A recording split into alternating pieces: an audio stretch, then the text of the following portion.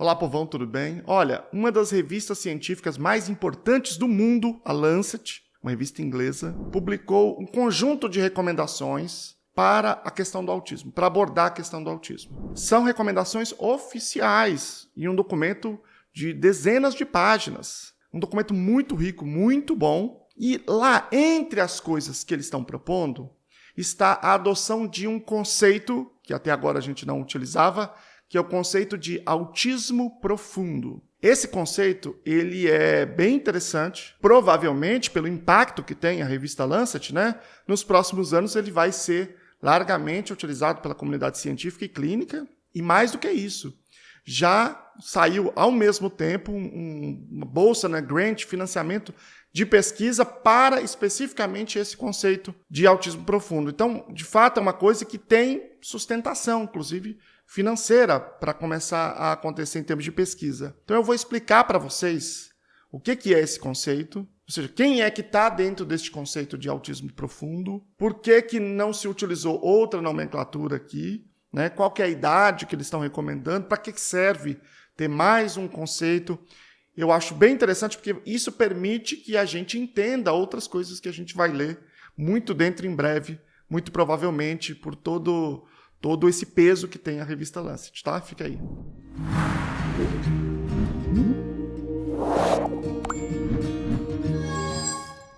Meu nome é Luciano Lacerda, sou doutor em Educação pela PUC São Paulo, fiz o pós-doutoramento no Departamento de Psicologia da UFSCar, eu estudo autismo e práticas baseadas em evidências, e uma das coisas que a gente precisa fazer quando a gente está acompanhando pesquisa, a gente está lendo o que está acontecendo, né? É entender quais são as melhores revistas, quais são aquelas que têm maior critério, né, para poder publicar textos, e isso tem a ver também com o impacto que a revista tem. Então, existe uma correlação entre qualidade e o impacto, e esse impacto é medido por aquilo que a gente chama de fator de impacto. A Lancet tem um dos maiores fatores de impacto de todas as revistas do mundo. Portanto, é uma revista que, quando publica uma coisa, chega em todos os lugares e as pessoas, de fato, respeitam, né, e tendem a usar aquilo ali como referência no futuro. Quando se trata de recomendações da própria comissão da revista, não é simplesmente um autor que mandou e eles analisaram e o artigo estava bom, é ainda mais forte. Portanto, a probabilidade desse conceito aparecer em tudo quanto é lugar é muito grande porque saiu neste lugar específico. Isso é uma coisa que na academia leva-se muito em consideração, porque a gente tem que contar toda hora com um monte de estudo que é muito ruim. Então, quando você vai olhar um lugar que já faz uma triagem boa, isso te economiza, de certa forma,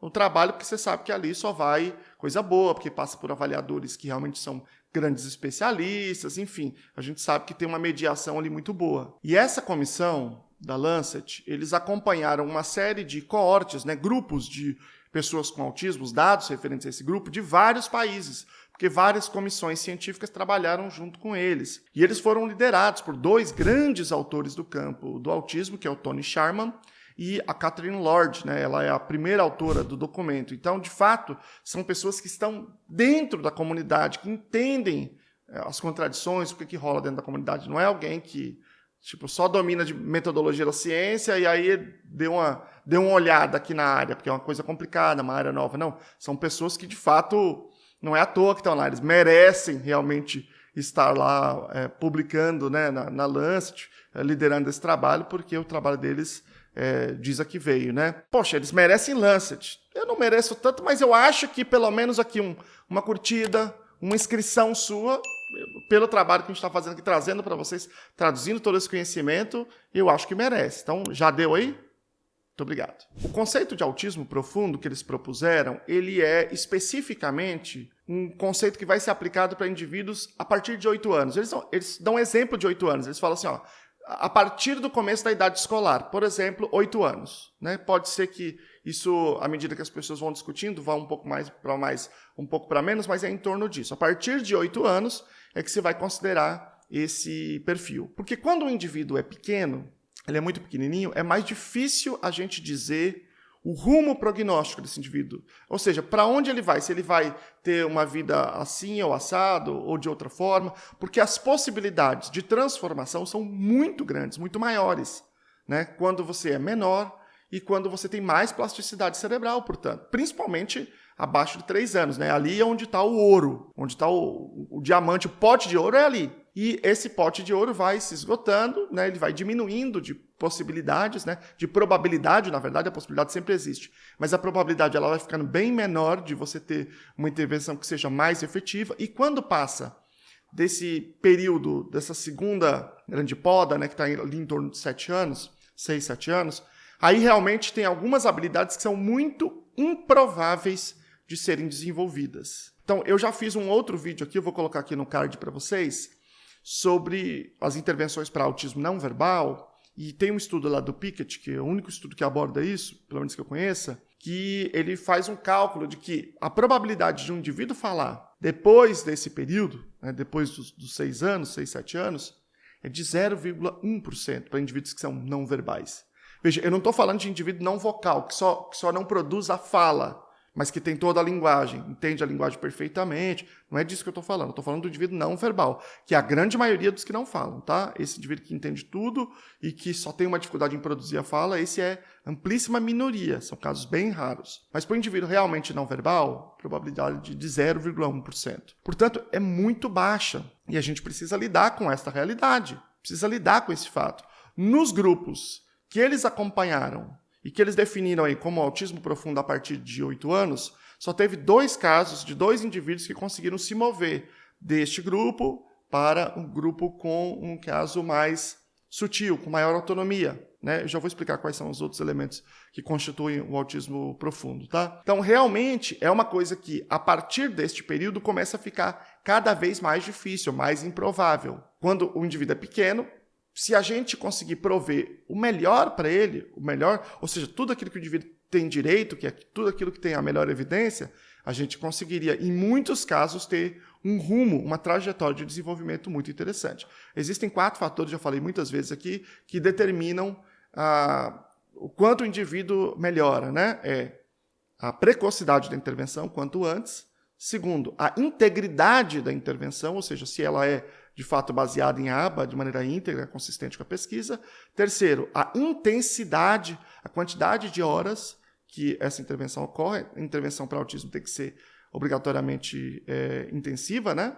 E quarto, é o perfil genético. Você tem casos que deslancham, tem casos que vão muito lentamente a depender das variações genéticas, e principalmente de 2 fatores aí, que é a inteligência e a fala. Esses são os 2 fatores prognósticos com maior influência. Mas, aqui nós estamos falando, portanto, de indivíduos que chegaram nos 8 anos e que continuam mantendo algumas outras características, que eu vou explicar aqui agora. Primeiro, uma inteligência, uma deficiência intelectual, para ser mais específico, que é mais amplo do que a inteligência, né? Tem a ver com a inteligência e com os comportamentos adaptativos. Uma inteligência com um nível bastante reduzido. Então, nós estamos falando aí de uma deficiência intelectual em 2 níveis específicos. Grave e profundo. Porque o que acontece é o seguinte, o autismo ele tem 3 níveis, 1, 2 e 3. Essa é a expressão que está lá, é número, né? No caso da deficiência intelectual, não. São nomes, então é leve, moderado, grave e profundo. Neste caso, o autismo profundo seria alguém com autismo a partir de 8 anos com deficiência intelectual grave ou profunda. Ou, essa é uma possibilidade, ou um indivíduo que é não verbal ou minimamente verbal. Na verdade, é basicamente a mesma coisa. Tem mais a ver com o fato de que o indivíduo sendo não verbal é muito difícil fazer uma afirmação mais categórica sobre a deficiência intelectual. É difícil aplicar uma série de testes, né? E eventualmente a gente pode ter dificuldade de pessoas para implementar esse serviço. Mas as pesquisas já demonstraram que o autismo não verbal não é não vocal, não é um indivíduo que só que não fala, que ele não tem a linguagem, não pensa linguisticamente, né? Esse indivíduo que é não verbal, ele, de um modo geral, tem uma deficiência intelectual grave e profunda. Eu já fiz um outro vídeo aqui sobre o que é autismo não verbal, faz parte de uma série sobre autismo não verbal, em que eu expliquei isso. E aí, ao lado do não verbal, está o minimamente verbal, porque aqui gera uma confusão. O que é minimamente verbal, a literatura também tem dificuldade de dizer, não tem consenso. Também expliquei nesse mesmo vídeo, tá? Mas, neste caso aqui específico, eles dão um exemplo, tá? Do que eles estão chamando de minimamente verbal, o indivíduo que eventualmente consegue falar palavras soltas, mas não frases, sentenças com outras pessoas, com pessoas desconhecidas. Por que isso? Porque muitas vezes os próprios pais se enganam, se auto-enganam, né? Porque a criança faz uma opção de som e aí os pais começam a interpretar aquilo e aprendem a interpretar um certo conjunto de sons, como uma frase, e aí eles... Não, ele fala tudo, mas só eu que entendo. Então, ele não fala tudo, né? Então, na verdade, a gente aprendeu ali por uma série de circunstâncias, mas isso não resolve o problema da qualidade de vida do indivíduo, que é isso que tem de importante aqui, é entender que a fala é um mecanismo de qualidade de vida. Se esse indivíduo não consegue falar com outras pessoas, ele não tem autonomia. Se o dia a gente faltar, esse indivíduo realmente vai precisar de um apoio mais intensivo. Ou seja, ele vai precisar de apoio com a gente considerando ele como o autismo profundo. Então, o autismo profundo tem a ver com o grau de dependência. Esse indivíduo que tem esse nível de deficiência intelectual ou de linguagem, na verdade, em geral, estão juntas essas questões, de um modo geral, esse indivíduo é totalmente dependente. Ele precisa de um apoio 24 horas por dia. E a gente precisa apoiar esses indivíduos. E porque a gente precisa apoiá-los, a gente precisa descrever esse fenômeno, estudar esse fenômeno. E aí é nesse sentido que surgiu a proposta dessa categoria de autismo profundo. Esses indivíduos também, que também são indivíduos que têm muitas comorbidades de um modo geral, ou seja, eles precisam de muitos apoios para o seu dia a dia, né, para a sua autonomia, para os seus comportamentos básicos, mas também precisam de outros apoios que estão relacionados a outras comorbidades. Por exemplo, dentro deste grupo existe uma alta probabilidade, uma probabilidade muito maior do que se eu pegar o espectro como um todo, de você ter concomitantemente epilepsia, que é um quadro bem sério, né, que exige muito cuidado, entre outras questões. Eles fizeram essa proposta de autismo profundo na Lancet. Já teve, como eu disse, um financiamento para pesquisas neste campo nos Estados Unidos e começou a haver uma série de textos, uma série de revistas, uma série de debates em torno deste conceito. Pode ser que este conceito continue como conceito científico para equalizar, para deixar mais claro algumas pesquisas. Por exemplo, agora lá na Universidade da Califórnia, no campus de San Diego, eles estão fazendo uma pesquisa sobre canabidiol. Já fiz uma live aula também explicando os primeiros resultados dessa pesquisa e a metodologia e tal, colocando aqui nos cards também, tá?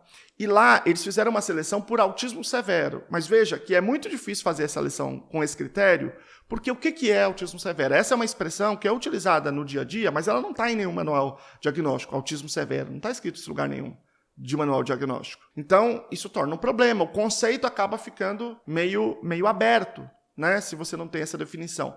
Eles analisaram, inclusive, essa expressão severo, e eles entenderam que essa expressão ela tem, primeiro, uma confusão com essa visão mais genérica que já existe na sociedade, que a gente não consegue determinar exatamente quando o indivíduo está naquela condição ou não tem bons instrumentos para fazer essa divisão. Então, é uma palavra que talvez se confundisse com o conceito anterior, é uma palavra também que está no senso comum e que, eventualmente, tem uma noção pejorativa, então eles não quiseram utilizar essa palavra severo por conta disso, de todos esses usos que já tinham da palavra que podiam confundir o conceito que eles estão propondo. Mas, se eu olhar para esse conceito de autismo profundo, agora está assim, bem delineado, está bem descrito o que eles querem dizer, está alinhado com o CID-11, né? Que o CID-11 já faz o médico fazer esses descritores, né? Especificar que é a deficiência intelectual, se ela está presente ou não, e a linguagem funcional, se ela está presente ou não, ou se ela está parcialmente presente. Então, nós já temos o recurso diagnóstico, já temos o manual diagnóstico,